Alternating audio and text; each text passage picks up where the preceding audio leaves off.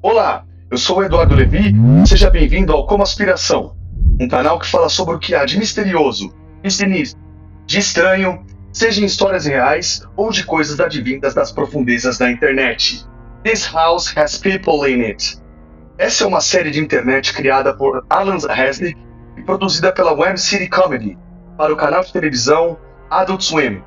Lançada em 2016, a série é conhecida por seu estilo único de horror e surrealismo, e é apresentada como uma coleção de vídeos de vigilância que capturam eventos estranhos e perturbadores dentro de uma casa suburbana. A série se concentra em uma família aparentemente normal e em uma casa comum, mas tudo isso é apenas a aparência. Os episódios são apresentados como se fossem gravações de câmeras de segurança instaladas em várias partes da casa, dando uma sensação de voyeurismo e de realismo. Além disso, a série inclui elementos de ARG, ou Alternate Reality Game, com pistas escondidas em vídeos e outras mídias que os fãs podem investigar para descobrir mais sobre a trama e os segredos da casa. Não serei prepotente de dizer que minha teoria explica a série, pois eu acredito que ela não tem uma explicação 100% concreta. Afinal, o surrealismo, a própria jornada de assistir a algo, ou a sua experiência vivenciando aquela arte, é que são a resposta final, a real e a individual. Vamos à teoria?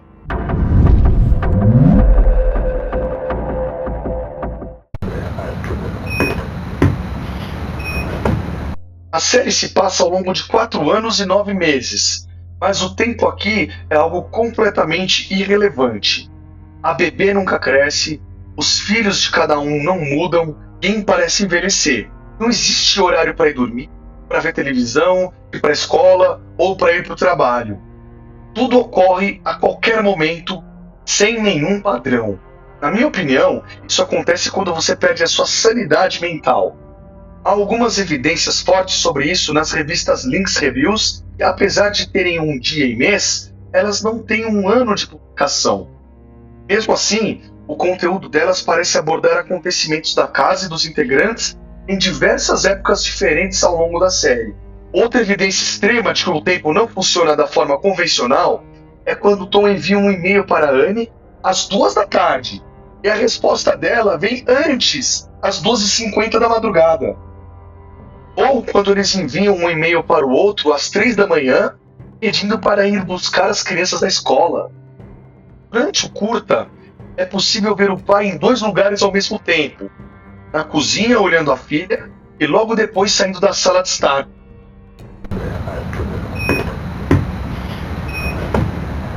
Há muitos erros ortográficos apresentados na série. A doença links pode estar mal escrita, como muitas outras palavras e textos. E links, literalmente, significa ligações. Trazendo para o contexto da série, essas ligações seriam as familiares ou os relacionamentos familiares. Relacionar em família pode nos deixar tóxicos, pode nos deixar completamente loucos, pode nos deixar com qualquer emoção extrema, variando ali do amor ao ódio. E é isso que eu entendo da doença links, em uma camada acima do que vemos apresentada na série, que é retratada apenas como uma mera doença. Para mim, links é qualquer doença mental moderna, causada principalmente por maus relacionamentos familiares. Nos vídeos, áudios e textos da série, as interações ocorrem principalmente entre membros de uma mesma família. É nítido que eles são frios entre si, tratam assuntos sérios por e-mail ou por telefone, sempre à distância, ao invés de terem uma conversa próxima, é o mais convencional. Mesmo quando eles estão juntos, é uma relação muito estranha, distante, barulhenta e cheia de atritos. Percebe que os filhos de cada um quase nunca falam? A avó, então, não serve nem para cuidar da netinha que ainda é um bebê. Isso é links. É fato que existe uma epidemia de links acontecendo nos Estados Unidos. Epidemia de maus relacionamentos familiares, que os fazem perder a sanidade por completo.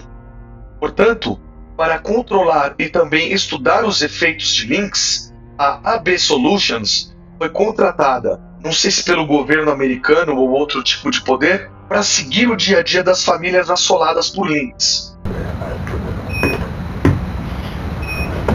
casa, na verdade, é como se fosse um hospício vivo, registrando tudo ao vivo para os pesquisadores da AB. Outro detalhe que pode corroborar com essa teoria é a cor das roupas. A maioria das vezes, as roupas são ou azuis, da cor do Bumi, ou rosa, lembrando aquele ser rosado. E numa tonalidade sempre bem clara, bem tom pastel.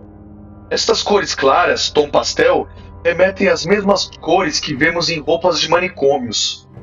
Afinal, nos manicômios, eles não trabalham com cores fortes, pois pode estimular os internos de uma forma negativa.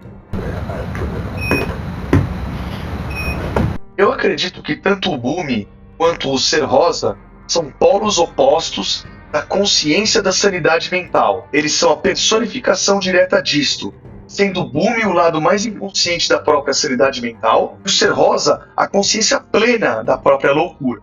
O rosado sempre está acanhado ou no porão escondido, meio ali das tralhas, como se a consciência da loucura não quisesse vir à tona, mas ficar ali no subconsciente escondida. Há uma troca de e-mails que enfatiza a necessidade de limpeza do porão. Os próprios integrantes sabem que tem muito lixo ali, ações e comportamentos ocupando a consciência plena de sua sanidade. Já o Bumi está ali à espreita, sempre distraindo, correndo como que querendo tirar a consciência da realidade. O Bumi também pode representar a depressão profunda. Veja o slogan do desenho: gato mais rápido e azul. Azul em inglês também pode significar triste. Tristeza rápida, para mim, é doença. Eu entendo que seja depressão. Ele come lixo, se alimenta de coisas ruins e ele não muda. A depressão se alimenta assim também, remoendo coisas ruins que aconteceram. Depressão é outra doença grave que aflige as gerações mais recentes. Em um outro nível, acredito que Tom e Jackson, e também o Bumi fantasiado, são na verdade a mesma pessoa. Jackson tendo a projeção das dores e frustrações de Tom desde quando ele era criança. O aniversário que deu errado, as fantasias que não foram atendidas, a simples cama que não tinha fogo, ou a tristeza de talvez ser muito sozinho. Tom diz: toda criança precisa de um amigo imaginário. E penso que foi assim na infância dele, para se proteger de ter que ficar muito sozinho. E também se proteger dos maus relacionamentos à sua volta. Tom e Jackson usam sempre a mesma roupa. É coincidência demais. Tom parece querer resgatar a sua infância. Ele usa a roupa do filho, deita na cama do filho, fala sobre o que é um desenho, canta as músicas desse desenho, e joga o videogame do Bumi, em diversas outras passagens bastante infantis até para um adulto. Em uma conversa com Annie, ele confessa que não gostaria de usar óculos, pois assim ele pareceria um velho. É uma rejeição da fase adulta e das suas responsabilidades. A síndrome de Peter Pan também é um transtorno mental moderno. Outro momento que ajuda na construção dessa teoria é quando o Tom faz uma festa imensa por uma simples árvore de Natal, como se tivesse sido privado disso quando ele era criança. E ali está o ser rosa envolto no forro da cama, trazendo a consciência desse trauma de Tom da infância para a superfície.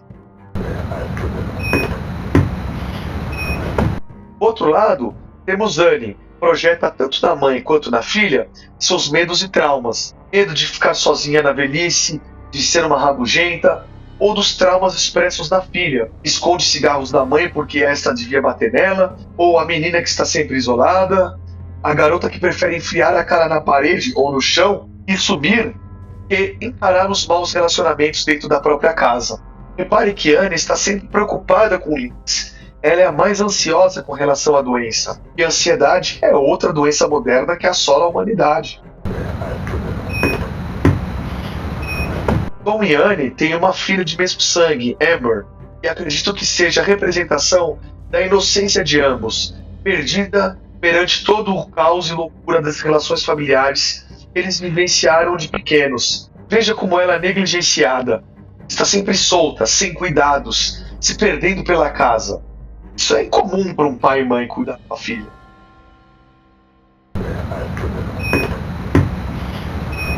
As principais interferências de vídeo que ocorrem nas câmeras são quando o ser rosa ou alguém muito estranho como a menina torta aparecem. Ou seja, A interferência é tanto a consciência da loucura vindo à tona, quanto a total ignorância sobre seu estado. Há interferências também quando há saltos temporais, para mostrar algo que aconteceu no passado ou no futuro. Pode significar os momentos cruciais onde aquelas personagens ficaram loucas ou surtaram. A casa da série é a projeção da loucura familiar como coletivo. É um legítimo hospício. Para cuidar da casa está o Dennis, que é um funcionário da AB, disponibilizado 24 horas por dia, 7 dias por semana, para tratar dos problemas, grandes ou pequenos, que acontecem ali. Acontece que ele é um ser humano, não está salvo da influência dos outros. Pouco a pouco, obrigado a ficar preso ali, ele acaba pirando também. E a AB faz isso de propósito, para que ele seja mais uma variável a ser estudada. Ninguém em sã consciência passaria a noite de Natal trabalhando na cama dos patrões a falar de mudança na casa. Natal se passa em família. E ele pirou dentro daquele ambiente diante de todas suas obrigações. Diferente de Tom, Dennis abraça a responsabilidade, ou a fase adulta. Ao outro extremo, Dennis tem burnout e estresse pelo excesso de trabalho, mais uma doença grave nos dias atuais. Falando um pouco sobre a argila, esta seria um meio para as pessoas reconstruírem relacionamentos que elas possuem. Veja que o host do programa diz que a base é muito importante para a argila, pois a base, ou o porão, é onde acontece a doença. O porão está sempre em desordem. Ou seja, a argila colocada na base pode reconstruir as relações familiares com uma estrutura nova, mais positiva, resolvendo os problemas que a pessoa pode ter. Ele fala em construir suportes para aguentar a escultura, ou seja, a nova posição e atitude dentro dos relacionamentos. Esta precisa ser reforçada. Ele diz: se você odeia alguém, trabalhe com argila, pode socar com gosto. Como que, jogando apenas na argila e não na relação em si, o ódio, o medo e a frustração. As falas do host indicam que a loucura dele chegou a tal ponto que ele cometeu um assassinato e ficou totalmente louco por causa disso. Ele enfatiza que agiu sozinho e agiu dentro da casa. Ele provavelmente tirou a vida de Sam, a quem ele se dirige no vídeo, mas que ele conseguiu sair da insanidade graças ao seu trabalho com as novas esculturas, tirando a consciência do passado e cultivando novos e bons relacionamentos. Ele diz: é quase como se ela tivesse voltado da morte e voltado à minha vida. Depois de se livrar de Links, ele se livrou de X, de X. Eu acredito que seja uma referência ao Ser Rosa, pois toda vez que o Ser Rosa aparece em vídeo, a legenda do vídeo mostra ali a letra X. Ou seja, o host se livrou da insanidade, ou seja, ele abriu consciência para a loucura e assim conseguiu se livrar dela. Minha teoria não é 100% perfeita, afinal há muitas coisas da série que têm explicação por outro viés, mas se você abraçar esse outro viés, haverá muitas coisas que ele não conseguirá explicar 100% em outros pontos da série. Por isso, acho que a experiência de assistir é a resposta final. Como você se sentiu?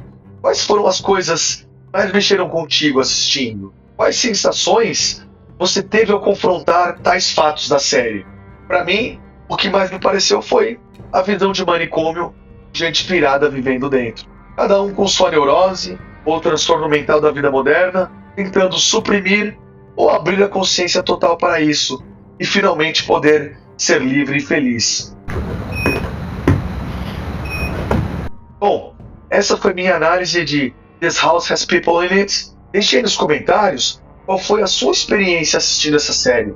Vai ser legal trocar ideias e ver outros pontos de vista. Se você gostou do vídeo, deixa o like, ajuda bastante canais pequenos como o nosso. E se você gosta desse tipo de conteúdo, se inscreve aí no canal. Toda semana tem vídeo novo. Eu agradeço por terem ficado até aqui. Eu sou o Eduardo Levi e valeu. Um abraço.